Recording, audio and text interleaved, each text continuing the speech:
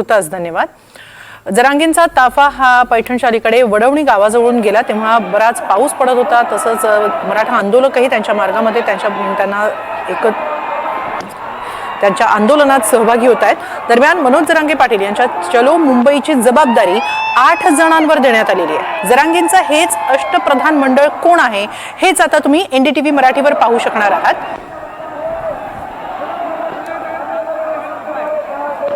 याच विश्वासू सहकार्यांवरच चलो मुंबईच्या नियोजनाची जबाबदारी देण्यात आलेली आहे। एनडीटीव्ही मराठीच्या हाती या 8 जणांची नावं लागलेली आहे। श्रीराम कुरणकर, शिवबा संघटनेच्या स्थापनेपासून ते सोबत आहेत। कोपर्डी आंदोलनातही ते जरांगेंसोबत होते। जरांगे पाटलांचे बालमित्र आहेत। प्रशासकीय मंत्र्यांशी संपर्काचं काम त्यांच्यावर सोपवण्यात आलेलं आहे। तर दादा घाडगे हे सुरुवातीपासूनचे त्यांचे विश्वासू सहकारी आहेत, अगदी जवळचे मित्रही आहेत।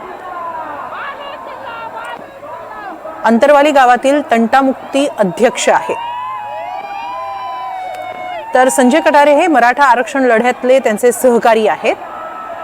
गोदाकाठच्या 123 गावांशी संपर्काचं काम त्यांच्याकडे आहे। नियोजनासंदर्भातील सर्व कामं ते सांभाळतात। तर रमेश काळे हे वडीकाळा गावचे सरपंच आहेत। ओबीसी असूनही ते कट्टर सहकारी आहेत, हे विशेष। दरम्यान याच अष्टप्रधान मंडळाबाबत आपण अधिक जाणून घेणार आहोत। आमचे प्रतिनिधी लक्ष्मण सोळंके आपल्याबरोबर उपस्थित आहेत। लक्ष्मण, 8 जणांवर जबाबदारी आहे चलो मुंबई या आंदोलनाच्या नियोजनाची, काय खास आहे या 8 जणांबद्दल? हेमाले, निश्चितपणे आपण 8 जण म्हणू शकतो, पण यापेक्षाही अधिक काही जण आहे की ज्यांचे नाव घेणं आपल्याला शक्य नाही, कारण की हे 8 प्रमुख याच्यासाठी आहे की ज्या दिवशीपासून मनोज जरांगे पाटील यांनी आंदोलनाचा पावित्र्य घेतलेला होता त्या दिवशीपासून हे 8 जण सातत्याने मनोज जरांगेच्या प्रत्येक आंदोलनात सक्रियतेने सहभाग घेत असतात आणि प्रत्येक कार्यक्रमाचं नियोजन ते करत असतात। जर मनोज जरांगेचं शास्त्रपिंपळगाव येथील जे पहिलं आंदोलन जर बघितलं तर या ठिकाणी आपण जर बघितलं की संजय कटारे सारखे कट्टरचे कार्यकर्ते होते की त्यांनी 123 गावांना या ठिकाणी एकत्रित केलं होतं। त्यांना सहकार्य करण्यासाठी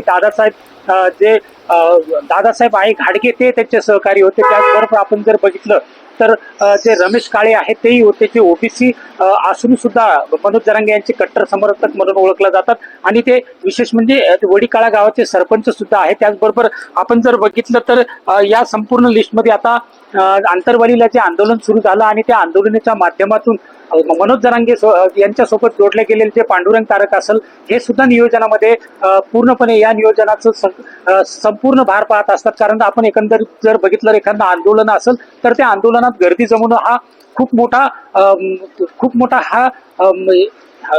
मोठा विषय असतो आणि या आंदोलनात गर्दी जमवण्यासाठी त्या गावात जाऊन बैठका घेणे, भोंगडी बैठका घेणे या संपूर्ण कामाचं नियोजन आणि त्या आंदोलन स्थळापर्यंत या लोकांना आणण्यासाठी त्यांचं नियोजन करणं हे खूप महत्वाचं असतं आणि ही सर्व भूमिका हे 8 जणांच्या माध्यमातून आणि यांच्या खालची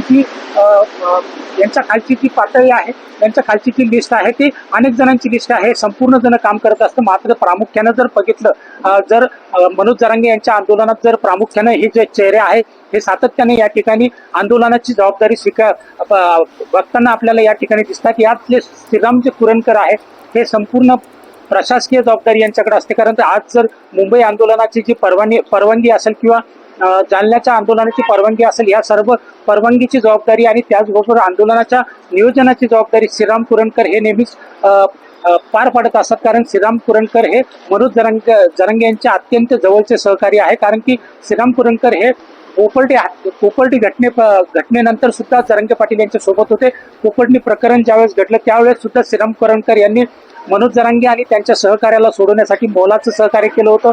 वकील लावण्यापासून तर त्या न्यायालयापर्यंत घेऊन जाण्यापर्यंतच्या प्रक्रियेत श्रीराम कुरणकर होते आणि ते श्रीराम कुरणकर आता आपण जर बघितलं तर शास्त्री-पिंपळगावच्या आंदोलनापासून तर आंतरवलीच्या लाठीचार्जच्या आंदोलनापर्यंत आणि जे आजपर्यंत 7 उपोषण झाले त्या उपोषणाची जबाबदारी श्रीराम कुरणकर यांच्याकडे महत्वपूर्ण जबाबदारी होती आणि ते सातत्याने ते पार पडत असतात. कारण मनोज जरांगे पाटलांचे जे सहकारी आहे यांच्यामधले सगळ्यात शांत सहकारी म्हणून श्रीराम कुरणकर यांच्याकडे बघितलं जातं आणि त्याच पद्धतीनं श्रीराम कुरणकर हे काम करत असतात. त्यामुळे आपण जर एकंदरीत जर आंदोलनाची पार्श्वभूमी जर बघितली मनोज जरांगे पाटलांची, तर कोणत्याही आंदोलनाला मोठा सहकार्याची गरज असते आणि ते सहकार्य हे 8 जणांच्या माध्यमातून ही फळी जी चढत्या क्रमाने खाली जाते त्या क्रमाने ही फळी संपूर्ण आंदोलनाचं काम करत असते. हेमाली लक्ष्मण, आणि हे अष्टप्रधान आता सुद्धा चलो मुंबई या आंदोलनामध्ये त्यांच्या बरोबरच आहेत?